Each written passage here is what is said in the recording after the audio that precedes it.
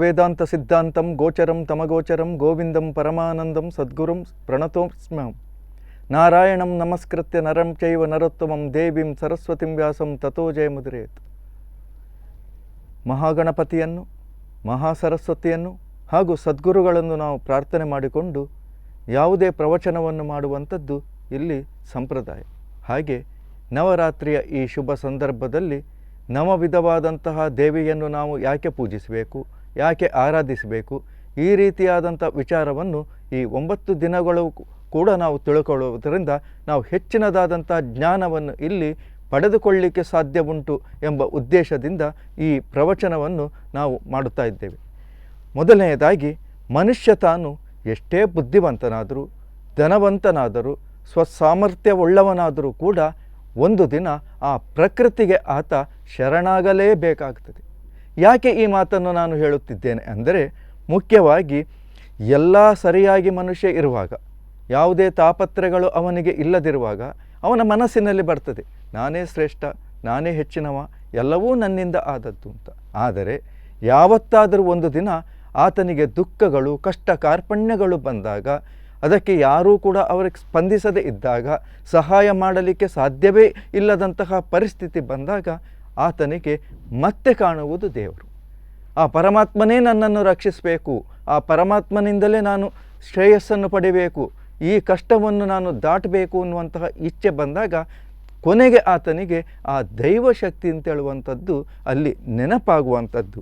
ಹೀಗೆ ಇತ್ತೀಚೆಗೆ ಆ ವಿಚಿತ್ರವಾದಂಥ ಸಾಂಕ್ರಾಮಿಕ ರೋಗಗಳು ಬಂದಾಗ ಇಡೀ ಜಗತ್ತೇ ಕೂಡ ಅದಕ್ಕೆ ಪರಿಹಾರವನ್ನು ಕಂಡು ಹುಡುಕಲಿಕ್ಕಾಗಲಿಲ್ಲ. ಹಾಗಿರುವಂಥ ಸಂದರ್ಭದಲ್ಲಿ ಇನ್ನು ನಮ್ಮನ್ನು ಅದರಿಂದ ಪಾರು ಮಾಡಬೇಕಾದ್ರೆ ಅಲ್ಲಿ ಆ ದೇವಿಯ ಶಕ್ತಿ, ಆ ಒಂದು ವಿಶೇಷವಾದಂಥ ಶಕ್ತಿಯಿಂದ ಮಾತ್ರ ಅದು ಸಾಧ್ಯ. ಅದಕ್ಕಾಗಿ ನಾವೆಲ್ಲರೂ ಕೂಡ ಅದನ್ನು ಬಗೆಹರಿಸುವುದಕ್ಕಾಗಿ, ಅಂತಹ ಕಷ್ಟವನ್ನು ಪಾರು ಮಾಡುವುದಕ್ಕಾಗಿ ಈ 9 ದಿನಗಳಲ್ಲಿ ಕೂಡ ಆ ದೇವಿಯನ್ನು ಅನನ್ಯ ಭಕ್ತಿಯಿಂದ, ಶ್ರದ್ಧಾಭಕ್ತಿಯಿಂದ ನಾವು ವಿನೀತರಾಗಿ ಪ್ರಾರ್ಥಿಸುವಂಥ ಒಂದು ಪರ್ವಕಾಲ, ಅದು ಶುಭ ಕಾಲವು ಇದಾಗಿರುತ್ತದೆ. ಅಂದರೆ ಯಾಕೆ ಅಂದರೆ, ಪ್ರಪಂಚದ ಸೃಷ್ಟಿ ಸ್ಥಿತಿ ಲಯಗಳಿಗೆ ಕಾರಣಳಾದವಳೇ ಶ್ರೀದೇವಿ. ವಿದ್ಯೆ, ಬುದ್ಧಿ, ನಿದ್ದೆ, ಹಸಿವು, ಬಾಯಾರಿಕೆ, ಹೀಗೆ ವಿಶೇಷವಾಗಿ ಅಲ್ಲಿ ಜಾತಿ, ನೀತಿ, ಧೃತೆ, ಹಾಗೆ ಪ್ರತಿಯೊಂದು ವಿಚಾರದಲ್ಲೂ ಕೂಡ ಆ ದೇವಿಯೇ ನಮಗೆ ಪೂರಕವಾಗಿದ್ದಾಳೆ, ಕಾರಣ ಆಗಿದ್ದಾಳೆ. ಪ್ರಕೃತಿಯೊಳಗಿನ ಪುರುಷನಾಗಿ, ಪುರುಷನೊಳಗಿನ ಪ್ರಕೃತಿಯಾಗಿ ಸದಾ ನಮ್ಮ ಜೊತೆಯಲ್ಲಿ ಇದ್ದಾಳೆ. ನಮ್ಮ ಕಣ್ಣಿಗೆ ಕಾಣುವುದಿಲ್ಲ, ಆದರೆ ಪ್ರತಿಯೊಂದು ಕಡೆಯಲ್ಲಿಯೂ ಆ ಶಕ್ತಿ ಅಂತೇಳುವಂಥದ್ದು ಇರ್ತದೆ. ಗಾಳಿ ನಮ್ಮ ಕಣ್ಣಿಗೆ ಕಾಣುವುದಿಲ್ಲ, ಗಾಳಿಯ ಜೊತೆಯಲ್ಲಿದ್ದಂಥ ಧೂಳು ನಮ್ಮ ಕಣ್ಣಿಗೆ ಕಾಣುವುದಿಲ್ಲ. ಒಂದು 3 ದಿನ ಕನ್ನಡಿಯನ್ನು ನಾವು ಹಾಗೆ ಇಟ್ಟು ಬಿಟ್ಟಿತ್ತು ಅಂತಾದರೆ ಅದರಲ್ಲಿ ನಮಗೆ ಮುಖ ಕಾಣುವುದಿಲ್ಲ. ಯಾಕಂದರೆ ಆ ಗಾಳಿಯ ಜೊತೆಯಲ್ಲಿ ಇದ್ದಂಥ ಧೂಳು ಆ ಕನ್ನಡಿಯ ಮೇಲೆ ಕೂತು ನಮಗೆ ಮುಖ ಆಗ ಅದನ್ನು ಒರೆಸಿದಾಗ ಮತ್ತೆ ಪುನಃ ನಮಗೆ ಮುಖ ಕಾಣ್ತದೆ. ಅಂದರೆ ಯಾಕೆ ನಾನು ಈ ಮಾತನ್ನು ಹೇಳಿದರೆ, ಆ ಭಗವಂತ, ಆ ದೈವೀ ಶಕ್ತಿ ಅಂತ ಹೇಳುವಂಥದ್ದು ನಮ್ಮ ಜೊತೆಯಲ್ಲಿ ಎಲ್ಲ ಕಡೆಯಲ್ಲೂ ಇರ್ತದೆ. ಪ್ರಕೃತಿಯೊಳಗಿನ ಪುರುಷನಾಗಿ, ಪುರುಷನೊಳಗಿನ ಪ್ರಕೃತಿಯಾಗಿ ನಮ್ಮ ಜೊತೆಯಲ್ಲಿ ಆಕೆ ಸದಾ ನೆಲೆಸಿರುತ್ತಾಳೆ. ಆದರೆ ಅಂತಹ ಸಂದರ್ಭದಲ್ಲಿ ನಮ್ಮ ಅಹಂಕಾರವನ್ನು ನಾವು ಬದಿಗಿರಿಸಿ ಪೂರ್ಣ ಶರಣಾಗತಳಾಗಿ ಒಮ್ಮನದಿಂದ ಭಜಿಸಿದರೆ ನಮ್ಮ ಅಜ್ಞಾನವನ್ನು ದೂರವಾಗಿಸಿ ನಮ್ಮನ್ನು ಆಕೆ ಕಾಪಾಡುತ್ತಾಳೆ ಎಂಬುದು ನಮ್ಮ ಆಶಯ. ಯಾಕೆ ನಮ್ಮನ್ನು ಕಾಪಾಡುತ್ತಾಳೆ? ನಮ್ಮ ಅಜ್ಞಾನವನ್ನು ನಾವು ತೊಡೆಯಬೇಕು ಅಂತ. ಹೆಚ್ಚಿನವರಿಗೆ ನಾವು ಜೀವನದಲ್ಲಿ ಸ್ವಲ್ಪ ಸಾಧನೆ ಮಾಡಿದರೆ ಸಾಕು, ನಮಗೆ ಸ್ವಲ್ಪ ಒಳಿತಾದರೆ ಸಾಕು, ಅಲ್ಲಿ ಅಹಂಕಾರ ಅಂತ ಹೇಳುವಂಥದ್ದು ಬರ್ತದೆ. ಮನುಷ್ಯನಿಗೆ ನಾನಾ ವಿಧದಿಂದ ಅಹಂಕಾರಗಳು ಬರ್ತವೆ. ಒಂದು ವಿದ್ಯಾಮದ, ಸೌಂದರ್ಯದ ಮದ, ಧನ ಮದ, ಅಧಿಕಾರದ ಮದ, ಇವೆಲ್ಲವೂ ಬರ್ತದೆ. ಹೇಗೆ ಆ ಮದ ಅಂತ ಹೇಳುವಂಥದ್ದು ಬರಬೇಕಾದ್ರೆ ಇದನ್ನು ತಾನೇ ಮಾಡಿದ್ದಂತ ಹೇಳುವಂಥ ಮನಸ್ಸಿಗೆ ಬಂದಾಗ, ಭಗವಂತನ ಕೃಪೆಯಿಂದ ಬಂತು ಅಂತ ಹೇಳಿದರೆ ಅಂತಹ ಮದಗಳು ಬರಲಿಲ್ಲ.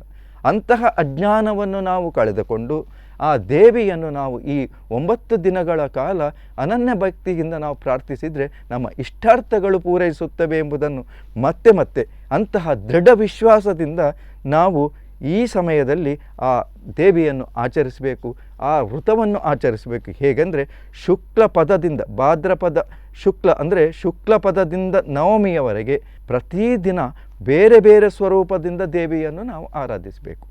ಹಾಗಾಗಿ ಯಾಕೆ ವಿವಿಧ ರೂಪದಿಂದ ದೇವಿಯನ್ನು ಆರಾಧಿಸಬೇಕು? ಮನಸ್ಸಿನಲ್ಲಿ ಬರ್ತದೆ, ಯಾಕೆ ನಾವು ದೇವಿಯನ್ನು ಒಂದೇ ರೀತಿಯಿಂದ ಪೂಜೆ ಮಾಡಿದರೆ ಏನು? ಯಾಕೆ ವಿವಿಧ ರೂಪದಿಂದ ಪೂಜೆ ಮಾಡಬೇಕು? ಈ ರೀತಿಯಾದಂಥ ಪ್ರಶ್ನೆಯನ್ನು ನಮ್ಮ ಮುಂದೆ ಇಡುವವರಿದ್ದಾರೆ. ಅದಕ್ಕಾಗಿ ಏಕೈವಾಹಂ ಜನತ್ಯಸ್ಮಿನ್ ದ್ವಿತೀಯಾಕ ಮಮಾಪರ ಅಂತೇಳಿ, ಅಂದರೆ ವಾಸ್ತವವಾಗಿ ಶಕ್ತಿ ಒಂದೇ, ಆ ಆದಿಶಕ್ತಿ ಅಂತ ಹೇಳುವಂಥದ್ದು ಒಂದೇ, ಆದರೆ ರೂಪಭೇದಗಳು. ಯಾಕೆ ರೂಪಭೇದಗಳು ಅಂದರೆ, ಅದಕ್ಕೊಂದು ಚಿಕ್ಕದಾದಂಥ ಉದಾಹರಣೆಯನ್ನು ಕೊಡುವುದಿದ್ದರೆ, ಒಂದು ನಾಟಕ ಕಂಪನಿ ಅಂತ ಇರ್ಬೋದು, ಅದರಲ್ಲಿ ಒಬ್ಬ ಮುಖ್ಯ ಪಾತ್ರವನ್ನು ಮಾಡುವವನು ಇರ್ಬೋದು. ರಾಮಾಯಣದ ಕತೆ ಬಂದಾಗ ಅದರಲ್ಲಿ ರಾಮನ ಪಾತ್ರವನ್ನು ಮಾಡ್ತಾನೆ, ಇನ್ನೊಂದು ನಾಟಕದಲ್ಲಿ ಕೃಷ್ಣನ ಪಾತ್ರವನ್ನು ಮಾಡಬೇಕಾದಂಥ ಸಂದರ್ಭದಲ್ಲಿ ಕೃಷ್ಣನ ಪಾತ್ರವನ್ನು ಮಾಡ್ತಾನೆ. ಹಾಗೆ ವಾಮನ ಅವತಾರದಲ್ಲಿ ವಾಮನನ ಪಾತ್ರ ಮಾಡುವಾಗ ವಾಮನನ ಪಾತ್ರ ಮಾಡ್ತಾನೆ. ನರಸಿಂಹಾವತಾರವನ್ನು ಆತ ಮಾಡುವಾಗ ನರಸಿಂಹನಾಗಿ ಕಾಣಿಸಿಕೊಳ್ತಾನೆ. ಆದರೆ ಇಲ್ಲಿ ಪಾತ್ರಗಳು ಬೇರೆ. ರಾಮಾಯಣದಲ್ಲಿ ರಾಮನಾಗಿ, ದ್ವಾಪರ ಯುಗದ ಕೃಷ್ಣನಲ್ಲಿ ಕೃಷ್ಣನಾಗಿ, ಹೀಗೆ ವಿವಿಧ ಪಾತ್ರಗಳನ್ನು ಮಾಡ್ತಾನೆ. ಆದರೆ ಮಾಡುವಂಥ ವ್ಯಕ್ತಿ ಮಾತ್ರ ಒಬ್ಬನೇ. ಅಲ್ಲಿ ರಾಮನಾಗಿ ಕಾಣಿಸಿಕೊಂಡ, ಇಲ್ಲಿ ಕೃಷ್ಣನಾಗಿ ಕಾಣಿಸಿಕೊಂಡ, ಇಲ್ಲಿ ಉಗ್ರ ನರಸಿಂಹನಾಗಿ ಕಾಣಿಸಿಕೊಂಡ. ಅದೇ ರೀತಿ ಇಲ್ಲಿ ನಾಟಕದ ಪಾತ್ರಗಳನ್ನು ಹಾಕಿದಂತೆ ಇಲ್ಲಿ ದೇವಿ ಕೂಡ, ನಾವು ನವದುರ್ಗೆಯು ಕೂಡ 9 ರೂಪಗಳು. ಆಕೆಯು ಮಧುಕೈಟಭರನ್ನು ಕೊಂಡಂಥ ಸಂದರ್ಭದಲ್ಲಿ ಮಹಾಕಾಳಿ ಎನಿಸಿಕೊಂಡಳು. ಹಾಗೆ ಮಹಿಷಾಸುರನನ್ನು ಕೊಂದು ಮಹಿಷಮರ್ದಿನಿ ಆಗ್ತಾಳೆ. ಚಂಡಮುಂಡರನ್ನು ಕೊಂದು ಚಾಮುಂಡಿಯಾಗಿ ಕಾಣ್ತಾಳೆ. ಹಾಗೆ ರಕ್ತ ಬೀಜಾಸುರನ್ನು ಕಂಡು ರಕ್ತೇಶ್ವರಿಯಾದಳು. ದುರ್ಗನೆಂಬಂಥ ರಾಕ್ಷಸನನ್ನು ಕೊಂದು ದುರ್ಗಾದೇವಿ ಆಗ್ತಾಳೆ. ಅರುಣನೆಂಬಂಥ ರಾಕ್ಷಸನನ್ನು ಕೊಂದು ಭ್ರಮರಾಂಬೆ ಎಂಬಂಥ ರೂಪಿನಲ್ಲಿ ನಾವು ಕರಿತೇವೆ. ಹಾಗಾಗಿ ಆಯಾಯ ಕಾರ್ಯಗಳನ್ನು ಮಾಡಿದಾಗ ಆಯಾಯ ರೂಪಿನಿಂದ ಆಕೆಯನ್ನು ಪೂಜಿಸುವುದರಿಂದ ಏನು ಪ್ರಯೋಜನ ಅಂದರೆ, ಅದರಿಂದ ಪ್ರಯೋಜನ ದೇವರಿಗೆ ಅಲ್ಲ, ನಮಗೆ ಪ್ರಯೋಜನ. ಅಂದರೆ ಆ ಕಾರ್ಯವನ್ನು ಮಾಡಿದಂಥ ಹಿನ್ನೆಲೆಯನ್ನು ನಾವು ಅರಿತುಕೊಂಡಾಗ, ಆ ಸಾಧನೆಯನ್ನು ನಾವು ಅರಿತುಕೊಂಡಾಗ ವಿಶೇಷವಾದಂಥ ಜ್ಞಾನ ಬರ್ತದೆ. ಆ ಜ್ಞಾನದಿಂದ ಭಯ ಮತ್ತು ಭಕ್ತಿ ನಮಗೆ ಉಂಟಾಗ್ತದೆ. ಹಾಗಾಗಿ ನವರಾತ್ರಿಯಂದು ದೇವಿಯನ್ನು ಪೂಜಿಸುವ ಕಾರಣ. ಹಾಗಾದರೆ ಯಾಕೆ ದೇವಿಯನ್ನು ಪೂಜಿಸುವ ಕಾರಣವೆಂದರೆ, ಆಕೆ ಆಷಾಢ ಮಾಸದ ಸಮಯದಿನ, ಆಷಾಢ ಮಾಸದ ಪೂರ್ಣಿಮೆಯ ದಿನ ನಿದ್ರಿಸುವವಳಾದ್ದರಿಂದ ಅವಳನ್ನು ದೈತ್ಯ ಸಂಹಾರಾರ್ಥವಾಗಿ ಎಚ್ಚರಿಸುವುದಕ್ಕಾಗಿ ಆಕೆಯನ್ನು ಪೂಜಿಸುವಂಥ ಕ್ರಮ ಯಾಕೆ ಬಂದದ್ರಿಂದ, ಆಕೆ ನಿದ್ರಿಸುವಂಥ ಕ್ರಮ. ಆಕೆ ನಿದ್ರಿಸಿದಾಗ ದೈತ್ಯರ ಉಪಟಳವು ಹೆಚ್ಚಾದಾಗ ಆಕೆಯನ್ನು ಎಚ್ಚರಿಸುವಂಥದ್ದು ಅನಿವಾರ್ಯ ಆಗಿಬಿಡುತ್ತದೆ. ನಾವು ವೈದ್ಯರಲ್ಲಿ ಯಾಕೆ ಹೋಗ್ತೇವೆ? ನಮಗೆ ಕಾಯಿಲೆಗಳು ಬಂದಾಗ ಆ ವೈದ್ಯ ನಮಗೆ ಆ ಕಾಯಿಲೆ ಅಂತ ಹೇಳುವಂಥದ್ದು ತೀವ್ರ ಸ್ವರೂಪದಲ್ಲಿ ಇದ್ದಾಗ ನಾವು ವೈದ್ಯರು ರಾತ್ರಿ ಮಲಗಿದ್ದರೂ ಕೂಡ ನಾವು ಹೋಗಿ ನಮ್ಮ ಒಂದು ವಿಚಾರಕ್ಕಾಗಿ ಅವರನ್ನು ಎಬ್ಬಿಸ್ತೇವೆ. ಅವರನ್ನು ತೊಂದರೆ ಆಗ್ತದೆ ಅಂತ ಹೇಳುವಂಥದ್ದು ನಾವು ಕಾಣುವುದಿಲ್ಲ. ಯಾಕಂದರೆ ಪರಿಸ್ಥಿತಿ ಹಾಗಿರ್ತದೆ. ಅದಕ್ಕೋಸ್ಕರ ಈ ದೈತ್ಯರ ಉಪಟಳವು ಹೆಚ್ಚಾದಂಥ ಸಂದರ್ಭದಲ್ಲಿ ಈ ದೇವಿಯನ್ನು ಎಚ್ಚರಿಸುವ ಸಲುವಾಗಿ ಈ ರೀತಿಯಾಗಿ ಆಕೆಯನ್ನು ಪೂಜೆ ಮಾಡುವಂಥ ಕ್ರಮವು ಇಲ್ಲಿ ಅಳವಡಿಸಿಕೊಂಡಿದ್ದಾರೆ. ಆದರೆ ಈಗ ಅಂತಹ ದೈತ್ಯರು ಇಲ್ಲದಿರ್ಬೋದು. ಆದರೆ ಇತ್ತೀಚಿನ ದಿನಗಳಲ್ಲಿ ನಮಗೆ ಅನೇಕ 1-2 ವೈರಿ ದೇಶಗಳು ಈ ದೈತ್ಯರಿಗಿಂತಲೂ ಹೆಚ್ಚಿನದಾದಂಥ ಉಪಟಳವನ್ನು ಕೊಡ್ತಾ ಇದ್ದಾರೆ, ನಮಗೆ ತೊಂದರೆಯನ್ನು ಕೊಡ್ತಾ ಇದ್ದಾರೆ. ಈಗ ಪ್ರತಿಯೊಬ್ಬರಿಗೂ ನಮ್ಮ ಇಂದಿನ ಪರಿಸ್ಥಿತಿ ಏನಂತ ಹೇಳಲಿಕ್ಕೆ ಅರ್ಥ ಆಗ್ತಾ ಇಲ್ಲ. ಯಾವಾಗ ನಾವು ಕಷ್ಟ ಕಾರ್ಪಣ್ಯಕ್ಕೆ ಸಿಗ್ತೇವೆ, ಯಾವಾಗ ಆ ಮಹಾಮಾರಿ ರೋಗ ನಮ್ಮನ್ನು ಆವರಿಸಬಹುದು ಅಂತ ಪ್ರತಿಯೊಬ್ಬರೂ ಕೂಡ ಬಹಳಷ್ಟು ಎಚ್ಚರಿಕೆಯಿಂದ ಇರುವಂಥದ್ದು. ಒಂದು ಊರಿನಲ್ಲಿ ಒಂದು ಹುಲಿ ಬಂದು ಬಿಟ್ಟರೆ ಆ ಊರಿನವರಿಗೆ ಪೂರ್ತಿ ಭಯ. ಯಾಕಂದರೆ ಆ ಹುಲಿ ಯಾರ ಮನೆಗೆ ಬರ್ಬೋದು, ಯಾವಾಗ ಆಕ್ರಮಿಸಬಹುದು ಅಂತ, ಅಂತಹ ಸ್ಥಿತಿಯಲ್ಲಿ ನಾವಿದ್ದೇವೆ.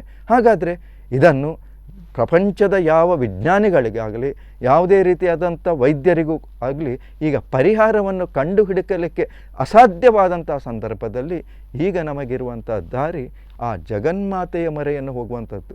ಮುಂಚೆ ಇಂತಹ ಅನೇಕ ಕಷ್ಟ ನಷ್ಟಗಳು ಉಂಟಾದಾಗ ನಾವು ಬ್ರಹ್ಮಾದಿ ದೇವತೆಗಳು, ಇಂದ್ರಾದಿ ದೇವತೆಗಳು ಎಲ್ಲರೂ ಕೂಡ ಆ ಜಗನ್ಮಾತೆಯನ್ನು ಶರಣಾಗತರಾಗಿ ಮೊರೆ ಹೋದಂಥ ಸಂದರ್ಭದಲ್ಲಿ ನಮ್ಮ ಕಷ್ಟವನ್ನು ಆಲಿಸಿದಂಥ ಆಕೆ ನಮ್ಮ ಕಷ್ಟವನ್ನು ನಿವಾರಿಸಿ ನಮಗೆ ಸೌಖ್ಯವನ್ನು ಉಂಟು ಮಾಡಿದ್ದಾಳೆ, ಒಳಿತನ್ನು ಉಂಟು ಮಾಡಿದ್ದಾಳೆ. ಹಾಗಾಗಿ ಈಗ ನಮಗೆ ಬಂದಿರುವ ಕಷ್ಟವನ್ನು ಪರಿಹರಿಸಲಿಕ್ಕಾಗಿ ನಾವೆಲ್ಲರೂ ಕೂಡ ಆ ದೇವಿಗೆ ಈ ಶುಭ ಸಂದರ್ಭದಲ್ಲಿ ಶರಣಾಗುವುದು ನಮಗೆ ಇರುವಂಥ ಮುಖ್ಯವಾದಂತಹ ಒಂದು ದಾರಿ ಹೊರತು ಮತ್ತಾವುದೂ ಇಲ್ಲ.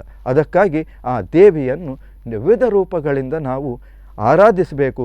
ಹಾಗೆ ನವರಾತ್ರಿಯ ಮೊದಲನೆಯ ದಿನ ದುರ್ಗೆಯನ್ನು 3 ದಿನಗಳ ಅಂದರೆ ನವರಾತ್ರಿಯ ಮೊದಲ 3 ದಿನ ಉಗ್ರ ಸ್ವರೂಪದಿಂದ ನಾವು ಆರಾಧಿಸುವುದು. ಯಾಕೆ ಉಗ್ರ ಸ್ವರೂಪ? ನಾವೇ ಬೇಕಾದರೆ ಆಗಲಿ, ನಾವು ಏನಾದರೂ ಒಂದು ಕಾರ್ಯಕ್ರಮಗಳನ್ನು ಮಾಡುವುದಿದ್ದರೆ ಅಥವಾ ನಾವು ಜೀವನದಲ್ಲಿ ಏನಾದರೂ ಮಾಡಬೇಕಿದ್ದರೆ ನಾವೊಂದು ಮಾನಸಿಕವಾದಂಥ ಸಿದ್ಧತೆಯನ್ನು ನಡೆಸಬೇಕು. ನಾವೊಂದಿಷ್ಟು ದೂರ ಹೋಗಬೇಕು ಅಂತಿದ್ದರೆ ನಾವು ಒಂದು 10 ಮೈಲು ನಮಗೆ ನಡಿಲಿಕ್ಕೆ ಉಂಟು ಅಂತ ಹೇಳುವ ಮಾನಸಿಕ ಸಿದ್ಧತೆ ಮೊದಲೇ ಇರಬೇಕು. ಅಲ್ಲಿವರೆಗೆ ತೊಂದರೆ ಇಲ್ಲ. ಇಲ್ಲ 10 ಮೈಲಲ್ಲ, ಇನ್ನು 15 ಮೈಲು ಅಂತ ಹೇಳುವಾಗ ನಮಗೆ ನಡಿಲಿಕ್ಕೆ ಆಗೋದಿಲ್ಲ. ಯಾಕಂದರೆ ನಮ್ಮ ಮಾನಸಿಕ ಸಿದ್ಧತೆ ಅಂತ ಹೇಳುವಂಥದ್ದು 10 ಮೈಲಿ ನಡಿಲಿಕ್ಕೆ ಮಾತ್ರ. ಹಾಗೆಯೇ ಈ ಮೊದಲನೇ ದಿನ ಉಗ್ರ ಸ್ವರೂಪದಿಂದ ನಾವು ಯಾಕೆ ಪೂಜೆ ಮಾಡ್ತೇವೆ ಅಂದರೆ, ನಮ್ಮಲ್ಲಿರುವಂಥ ಉಗ್ರತ್ವವನ್ನು, ನಮ್ಮಲ್ಲಿರುವಂತಹ ಆ ಅರಿಷಡ್ವರ್ಗಗಳನ್ನು ನಾವು ಕಡಿಮೆಗೊಳಿಸಿಕೊಂಡು ಆ ದೇವಿಯಲ್ಲಿ ಹೆಚ್ಚಿನದಾದಂಥ ಭಕ್ತಿಯನ್ನು ಉಂಟು ಮಾಡುವುದಕ್ಕಾಗಿ, ದೇವಿಯಲ್ಲಿ ಭಕ್ತಿ ಬರುವುದಕ್ಕಾಗಿ ಈ ರೀತಿಯಾಗಿ ಪೂಜೆಯನ್ನು ಮಾಡಬೇಕು. ಹಾಗೆ ಇಂದು ನವರಾತ್ರಿಯ ಪ್ರಥಮ ದಿನ. ಇವತ್ತು ನವರಾತ್ರಿಯ ಪ್ರಥಮ ದಿನ ಶೈಲಪುತ್ರಿ ಸ್ವರೂಪದ ಚಿಂತನೆಯಿಂದ ನಾವು ದೇವಿಯನ್ನು ಆರಾಧಿಸಬೇಕು. ವಂದೇ ವಾಂಛಿತ ಉಪಾಯ ಚಂದ್ರಾರ್ಕ ಕೃತಶೇಖರಾಂ ವೃಷಾರೂಢಂ ಶೂಲಧರಾಂ ಶೈಲಪುತ್ರಿಂ ಯಶಸ್ವಿನೀಂ. ಇದು ದೇವಿಗೆ ಸಂಬಂಧಪಟ್ಟದ್ದು. ಅಂದರೆ ಪರ್ವತರಾಜನಾದಂಥ ಹಿಮವಂತನ ಪುತ್ರಿಯಾಗಿ ಅವತರಿಸಿದ್ದರಿಂದ ಈ ದೇವಿಗೆ ಶೈಲಪುತ್ರಿ ಎಂದು ಹೆಸರಾಯಿತು. ಇವಳು ಬಲಗೈಯಲ್ಲಿ ತ್ರಿಶೂಲವನ್ನು ಹಿಡಿದಿದ್ದಾಳೆ, ಎಡಗೈಯಲ್ಲಿ ಕಮಲ ಪುಷ್ಪವನ್ನು ಧರಿಸಿದ್ದಾಳೆ, ವೃಷಭ ವಾಹನವಾಗಿ ಈಕೆ ಕುಳಿತಿರುವಳು. ಅಂತಹ ದೇವಿಯನ್ನು ನಾವು ಇಂದು ಆ ಪರ್ವಕಾಲದಲ್ಲಿ ಆಕೆಯನ್ನು ಅಲ್ಲಿ ಆರಾಧಿಸುವಂಥದ್ದು.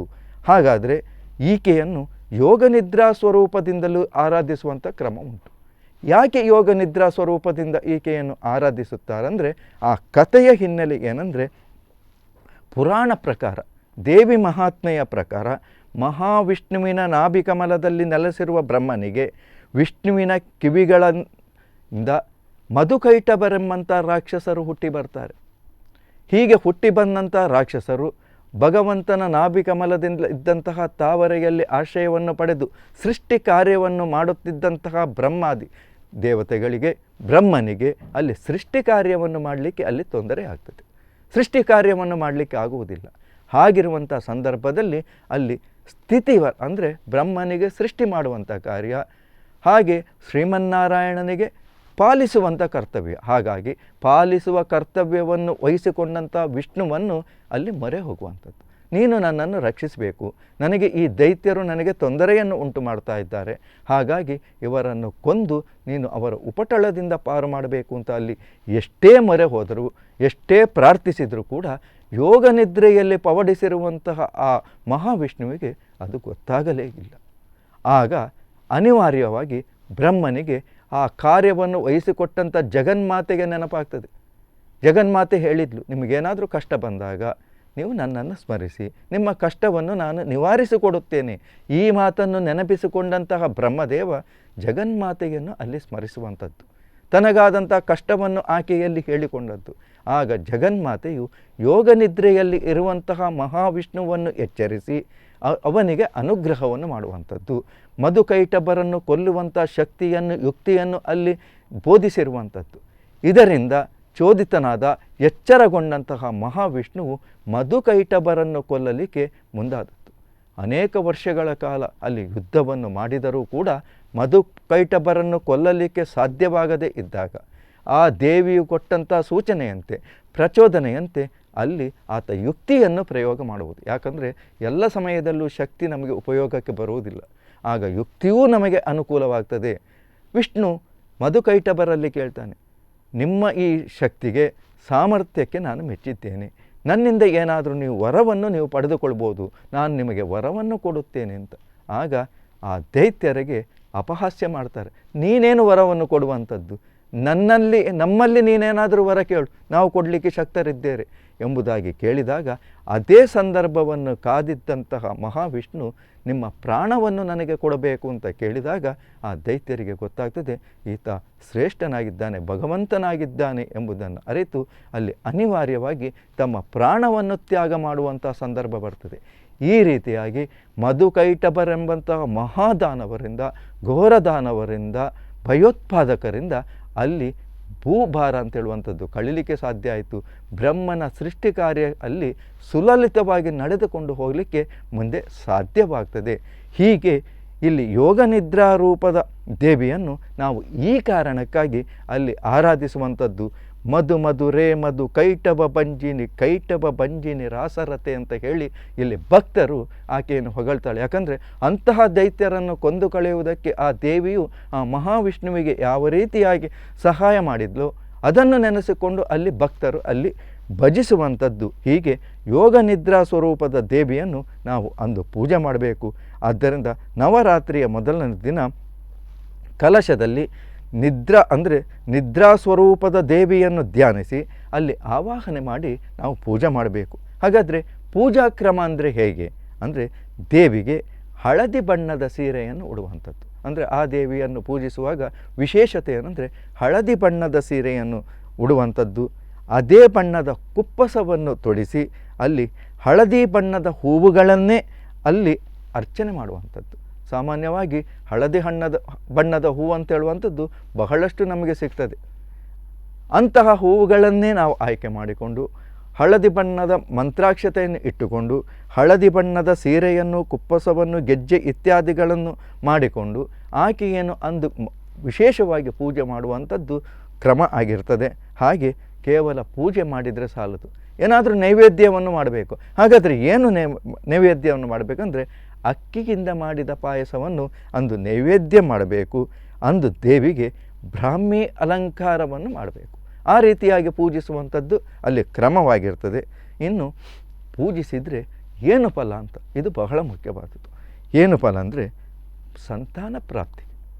ಯಾರಿಗೆ ಮದುವೆಯಾಗಿ ಅನೇಕ ವರ್ಷಗಳಾದರೂ ಕೂಡ ಅಲ್ಲಿ ಸಂತಾನ ಅಂತ ಹೇಳುವಂಥದ್ದು ಪ್ರಾಪ್ತಿಯಾಗುವುದಿಲ್ವೋ, ಅನೇಕ ಜ್ಯೋತಿಷ್ಯರಲ್ಲಿಯೋ ಅಥವಾ ದೇವರಿಗೋ ಹರಕೆ ಇತ್ಯಾದಿಗಳನ್ನು ಹೊತ್ತು ಅಲ್ಲಿ ಸಂತಾನ ಇನ್ನು ನಮ್ಮ ಜೀವನದಲ್ಲಿ ಲಭಿಸುವುದಿಲ್ಲವೋ ಎಂಬಂತಹ ನಿರಾಶಾವಾದಿಗಳಾಗಿದ್ದವರು ಅಂದು ಭಯಭಕ್ತಿಯಿಂದ ಬಹಳ ಶ್ರದ್ಧೆಯಿಂದ ಈಗ ನಾನು ಹೇಳಿದಂತೆ ಆ ದೇವಿಯನ್ನು ಕಲಶ ಮೂಲಕವೋ ಅಥವಾ ವಿಗ್ರಹ ಮೂಲಕವೋ ಗೊಂಬೆಯ ಮೂಲಕವೋ ಆಹ್ವಾನಿಸಿ ಆಕೆಯನ್ನು ಪೂಜಿಸುವುದರಿಂದ ಮುಖ್ಯವಾಗಿ ಅಲ್ಲಿ ಸಂತಾನ ಪ್ರಾಪ್ತಿಯಾಗುವುದಕ್ಕೆ ಯಾವುದೇ ರೀತಿಯಾದಂತಹ ಸಂಶಯವಿಲ್ಲ.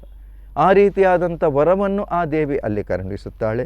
ಹಾಗೆ ಹೆಚ್ಚಿನವರಿಗೆ ಅದು ಈ ಕಲಿಯುಗದಲ್ಲಿ ಈ ಪರಿಸ್ಥಿತಿಯಲ್ಲಿ ಅಬಾಲ ವೃದ್ಧರೆನಿಸಿಕೊಂಡವರೆಲ್ಲರಿಗೂ ಕೂಡ ಮನಸ್ಸಿನಲ್ಲಿ ಚಂಚಲತೆ.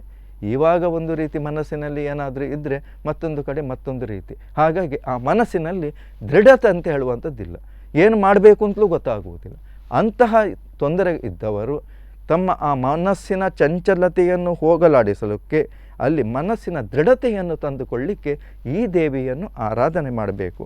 ಮತ್ತು ಗೌರವ ವೃತ್ತಿ, ಹೆಚ್ಚಿನವರಿಗೆ ಸಂಪಾದನೆ ಇರ್ತದೆ, ಅಧಿಕಾರ ಇರ್ತದೆ, ಉದ್ಯೋಗ ಇರ್ತದೆ, ಎಲ್ಲವೂ ಇರ್ತದೆ. ಅವರ ಮನಸ್ಸಿನಲ್ಲಿ ಇರ್ತದೆ ನನಗೊಂದು ಗೌರವ ಅಂತ ಕಂಡುಕೊಳ್ಳುವಂಥದ್ದು ಭಾಳ ಕಡಿಮೆ ಉಂಟು, ನನಗೆ ಹೆಚ್ಚು ಗೌರವ ಪ್ರಾಪ್ತಿಯಾಗಬೇಕು ಅಂತ. ಈ ರೀತಿಯಾಗಿ ಚಿಂತನೆ ಮಾಡಿದ್ದವರಿಗೂ ಕೂಡ ಈ ದೇವಿಯನ್ನು ಆರಾಧನೆ ಮಾಡುವುದರಿಂದ ಗೌರವ ವೃದ್ಧಿಯಾಗುವುದು. ಹಾಗೆ ಮುಖ್ಯವಾಗಿ ನಾನು ಆಗಲೇ ಹೇಳಿದಂತೆ ಈಗ ಮನುಷ್ಯನಿಗೆ ಎಲ್ಲವೂ ಇದೆ, ಆದರೆ ಆರೋಗ್ಯ ಅಂತ ಹೇಳುವಂಥದ್ದು ಸಮಸ್ಯೆ. ಈ ಆರೋಗ್ಯಕ್ಕಾಗಿ ಮನುಷ್ಯ ದಿನನಿತ್ಯವೂ ಪಡುವ ಪಾಡು ಅಂತ ಹೇಳುವಂಥದ್ದು ಅದು ವರ್ಣಿಸಲಿಕ್ಕೇ ಸಾಧ್ಯವಿಲ್ಲ. ಹಾಗಾಗಿ ಎಲ್ಲರೂ ಕೂಡ ಈ ಆರೋಗ್ಯವನ್ನು ಸಂಪಾದಿಸುವುದಕ್ಕಾಗಿ, ಆರೋಗ್ಯದಲ್ಲಿ ಸ್ಥಿರತೆಯನ್ನು ಸಾಧಿಸುವುದಕ್ಕಾಗಿ ಈ ದೇವಿಯ ಆರಾಧನೆಯನ್ನು ಮಾಡುವಂಥದ್ದು ಅತ್ಯಂತ ಅವಶ್ಯಕವಾಗಿದೆ. ಆರೋಗ್ಯ ಭಾಗ್ಯ ಇಲ್ಲಿ ಲಭಿಸುವುದು. ಹಾಗೆ ಅಂದು ಮುಖ್ಯವಾಗಿ ಆರಾಧನೆಯನ್ನು ಮಾಡುವಂಥದ್ದು ಹೇಗೆ ಆರಾಧಿಸಬೇಕು ಅಂತ ಹೇಳುವಂಥದ್ದು ನಾವು ನೋಡುವುದಾದರೆ ಅಂದು ಈ ಶ್ಲೋಕವನ್ನು 24 ಬಾರಿ ಹೇಳಿ ದೇವರಿಗೆ ನಮಿಸಬೇಕು. ಹೇಗೆ? ಯಾ ದೇವಿ ಸರ್ವಭೂತೇಷು ಬುದ್ಧಿರೂಪೇಣ ಸಂಸ್ಥಿತ ನಮಸ್ತಸ್ಯೈ ನಮಸ್ತಸ್ಯೈ ನಮಸ್ತಸ್ಯೈ ನಮೋ ನಮಃ. ಈ ರೀತಿಯಾಗಿ 24 ಬಾರಿ ಆ ದೇವಿಯನ್ನು ನಾವು ಸ್ತುತಿಸಬೇಕು, ಆಕೆಯನ್ನು ಪ್ರಾರ್ಥಿಸಬೇಕು. ಹೀಗೆ ಅನನ್ಯ ಭಕ್ತಿಯಿಂದ ಈ ದೇವಿಯನ್ನು ಪ್ರಾರ್ಥಿಸುವುದರಿಂದ ನಮಗೆ ವಿಶೇಷವಾಗಿ ನಾನು ಹೇಳಿದ ವಿಚಾರಗಳು ಮಾತ್ರ ಅಲ್ಲ, ಅನೇಕ ಅವರವರ ಮನಸ್ಸಿನಲ್ಲಿರುವಂಥ ಎಲ್ಲ ಅಭಿಷ್ಟಗಳು ಎಲ್ಲ ವಿಚಾರಗಳು ಕೂಡ ಅಲ್ಲಿ ಸಿದ್ಧಿಸ್ತದೆ, ಅವರಿಗೆ ಅನುಕೂಲವಾಗ್ತದೆ. ಹಾಗಾಗಿ ಮನುಷ್ಯರು ಯಾಕೆ ದೇವರನ್ನು ಪೂಜಿಸಬೇಕು ಅಂದರೆ ನಾವು ಭಗವಂತನನ್ನು ನಮ್ಮ ಹೃದಯದಲ್ಲಿ ಇಟ್ಟು ಪೂಜಿಸಬೇಕಂತೆ.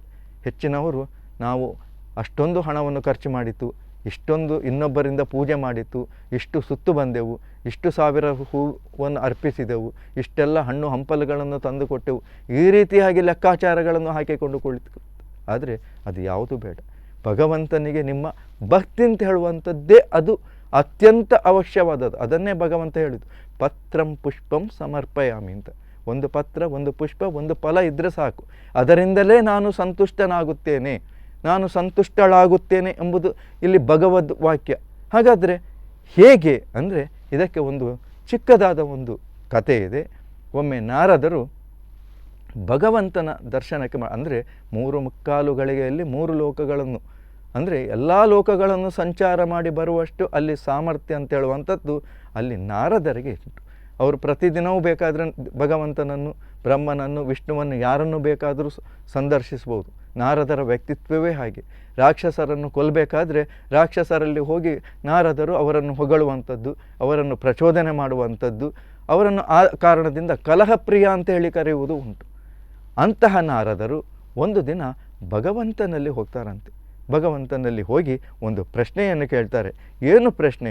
ಪ್ರಭು, ಜಗತ್ತಿನಲ್ಲಿ ಎಲ್ಲರಿಗಿಂತಲೂ ದೊಡ್ಡವರು ಯಾರು? ನಮಗೂ ಅದೊಂದು ಕುತೂಹಲದ ಪ್ರಶ್ನೆ.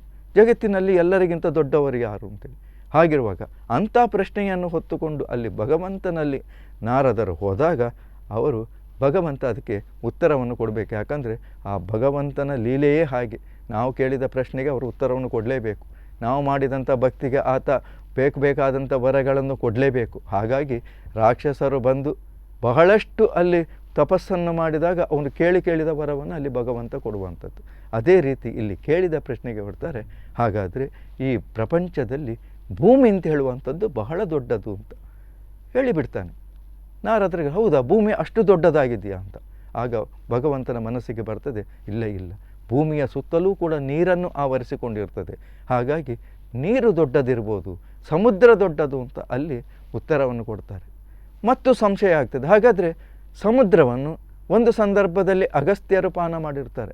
ಯಾಕೆ ಪಾನ ಮಾಡಿರ್ತಾರೆ ಅಂದರೆ, ಕಾಲೇಯ ದಾನವರು ಅಂತ ಹೇಳುವವರು ವೃತ್ತಾಸುರನ ವಧೆಯಾದ ನಂತರ ಅಲ್ಲಿ ಎಲ್ಲರೂ ಕೂಡ ಸಮುದ್ರದ ಅಡಿಯಲ್ಲಿ ಸೇರಿಕೊಂಡಿದ್ದರು. ಸೇರಿಕೊಂಡದ್ದು ಮಾತ್ರವಲ್ಲ, ರಾತ್ರಿ ಹೊತ್ತಿನಲ್ಲಿ ಮೇಲಕ್ಕೆ ಬಂದು ದೇವಾನುದೇವತೆಗಳಿಗೆ ಯಜ್ಞಯಾಗವನ್ನು ಮಾಡಿ ಹವಸ್ಸನ್ನು ಕೊಡುತ್ತಿದ್ದಂಥ ಬ್ರಾಹ್ಮಣರೇ ಅಲ್ಲಿ ಯಜ್ಞಯಾಗಾದಿಗಳನ್ನು ಕೆಡಿಸುವಂಥದ್ದು ಈ ಕಾರ್ಯಕ್ರಮವನ್ನು ಮಾಡ್ತಿದ್ದರು. ಇದರಿಂದ ಬ್ರಾಹ್ಮಣರು ನಾಶವಾಗುವುದು ಮಾತ್ರವಲ್ಲದೆ ದೇವತೆಗಳಿಗೆ ಹವಿಸ್ಸು ಸಿಗುತ್ತಾ ಇರಲಿಲ್ಲ.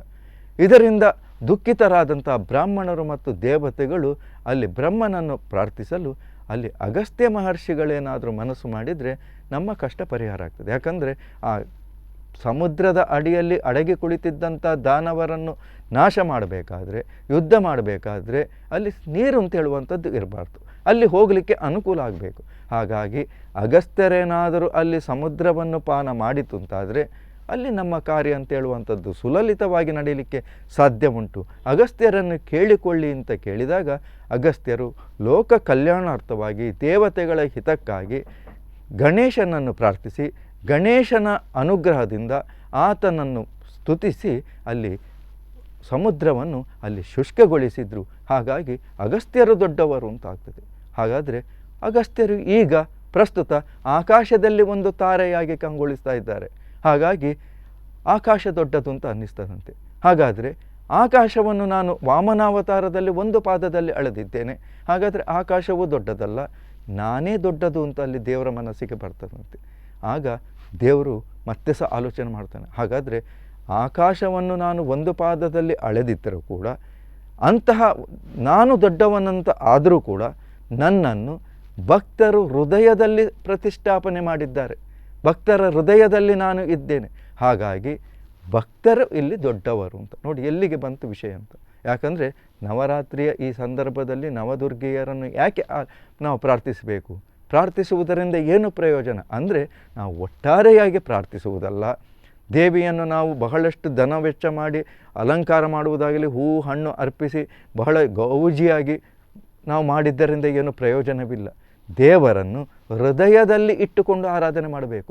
ನಮ್ಮ ಎದುರಿಗೆ ತೋರ್ಪಡಿಕೆಗಾಗಿ ನಾವು ದೇವರನ್ನು ಇಟ್ಟರೂ ಕೂಡ ಆ ಭಗವಂತನನ್ನು ಹೃದಯದಲ್ಲಿ ಇಟ್ಟು ನಾವು ಆರಾಧನೆ ಮಾಡಿದಾಗ ಆ ನಮ್ಮ ಆಶಯ ಅಂತೇಳುವಂಥದ್ದು, ನಮ್ಮ ಸುಖ ಅಂತೇಳುವಂಥದ್ದು ಅಥವಾ ಯಾವುದೇ ರೀತಿಯ ದುಃಖಗಳನ್ನು ಪರಿಹರಿಸಿ ಆ ಜಗನ್ಮಾತೆ ನಮಗೆ ಆಯುರಾರೋಗ್ಯ ಐಶ್ವರ್ಯ ಇತ್ಯಾದಿಗಳನ್ನು ಕೊಟ್ಟು ನಮ್ಮನ್ನು ಕಾಪಾಡುತ್ತಾಳೆ ಎಂಬುದು ಇದು ಸರ್ವವಿದಿತವಾದಂಥ ವಿಚಾರ ಅಂತ ಹೇಳುತ್ತಾ ಇಂದಿನ ಪ್ರವಚನವನ್ನು ಕೇಳಿದ ಎಲ್ಲ ಸದ್ಭಕ್ತರಿಗೂ ಕೂಡ ಆ ಜಗನ್ಮಾತೆ ಒಳಿತನ್ನು ಉಂಟು ಮಾಡಲಿ ಎಂದು ಆಕೆಯನ್ನು ಪ್ರಾರ್ಥಿಸುತ್ತಾ ಈ ಪ್ರವಚನವನ್ನು ಮುಗಿಸ್ತಾ ಇದ್ದೇನೆ. ಓಂ ತತ್ಸತ್.